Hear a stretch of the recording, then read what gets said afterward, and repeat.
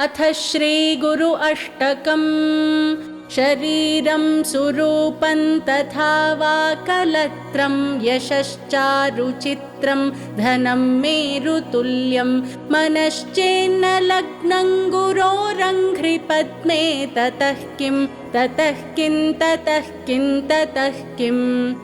कलत्रं धनं पुत्रपौत्रादि सर्वं गृहं बान्धवा सर्वमेतद्धि जातं मनश्चेन्न लग्नं गुरोरङ्घ्रिपद्मे ततः किं ततः किं ततः किं ततः किम्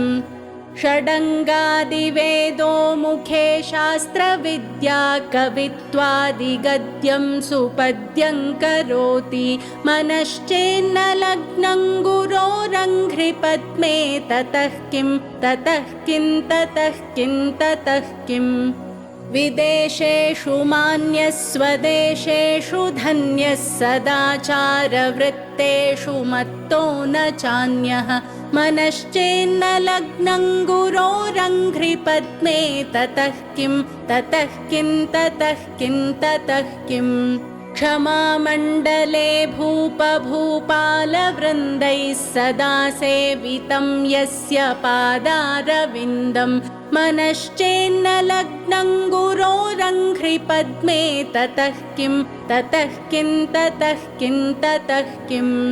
यशो मे गतं दिक्षु दानप्रतापात् जगद्वस्तु सर्वं करे यत्प्रसादान्मनश्चेन्न लग्नं गुरोरङ्घ्रिपद्मे ततः किं ततः किं ततः किं ततः किम्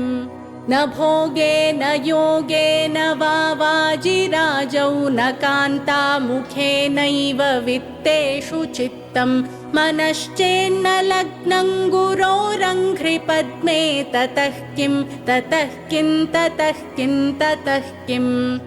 अरण्येन वा स्वस्य गेहेन कार्ये न देहे मनो वर्तते मे त्वनर्घ्ये मनश्चेन्न लग्नं गुरोरङ्घ्रिपद्मे ततः किं ततः किं ततः किं ततः किम् गुरोरष्टकं यः पठेत् पुण्यदेही यतिर्भूपतिर्ब्रह्मचारी च गेही लभेद्वाञ्छितार्थं पदं ब्रह्मसंज्ञं गुरोरुक्तवाक्ये मनो यस्य लग्नम् इति श्रीगुरु अष्टकम्।